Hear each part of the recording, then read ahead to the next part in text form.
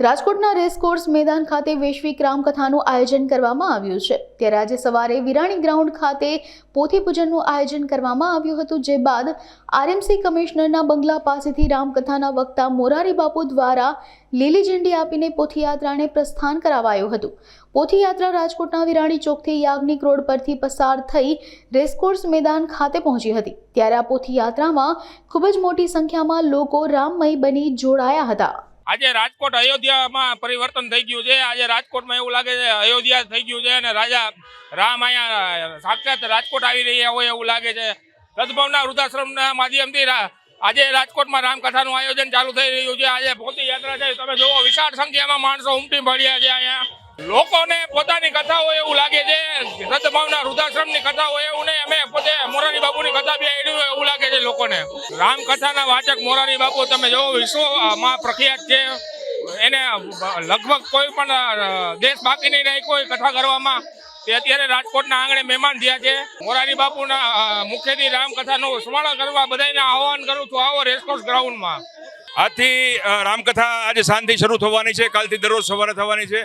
એના શુભારંભ સ્વરૂપે એક દિવ્યાતિ દિવ્ય પોથીયાત્રા પૂજ્ય મોરારી બાપુના વરદસ્તે, પૂજ્ય પરમાત્મા સરસ્વતી વરદસ્તે ફ્લેગ ઓફ કરીને આપ જોઈ રહ્યા છો હજારોની સંખ્યામાં માતાઓ, બહેનો, દીકરીઓ, ભાઈઓ ખૂબ બાબાલુર સહિત જોડાણા છે અને સમગ્ર રાજકોટ રામમય બન્યું છે। બસ રાજકોટમાં મિની અયોધ્યા શરૂ થઈ ગઈ છે।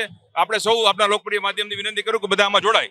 બસ રોજે રોજ રામકથામાં બધા પધારે। ભક્તિ સેવા પ્રસાદનું ત્રિવેણી સંગમ સદભાવના વૃદ્ધાશ્રમ દ્વારા જોડાણો છે। આપ સૌ અચૂક પધારો। આજની આ રામકથાનું આયોજન આખું રાજકોટ રામમય થઈ ગયું છે, એટલે એમ થાય છે કે અહીંયા રામની સ્થાપના, રામનું મંદિર બને એવું લાગે છે। અને આ સદભાવના વૃદ્ધાશ્રમ નિમિત્તે એને આ રામનો યજ્ઞ કર્યો છે।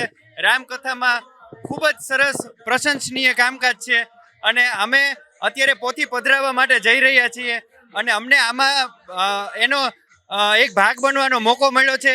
એ બદલ સદભાવના પરિવાર અને વિજયભાઈનો થેન્ક યુ કહું છું।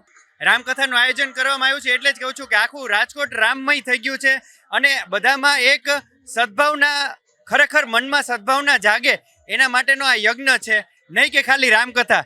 એટલે એ બદલ લોકોનો ઉત્સાહ છે, એ અનેરો ઉત્સાહ છે અને આ જોઈને ખૂબ જ આનંદની લાગણી અનુભવીએ છીએ। રાજકોટનું ભાગ્ય છે કે આ સદભાવના વૃદ્ધાશ્રમ માટે જે બધાનો સહયોગ અને બધાનો પ્રેમ છે એ એક આપણા સમાજને ઉપયોગી થવા માટેનું એક બહુ જ મોટું એક કારણ બન્યું છે। સદભાવના પરિવારને અમારી ખૂબ ખૂબ શુભેચ્છા અને લાગણી છે કે આ સમાજ સેવા કરી રહ્યું છે।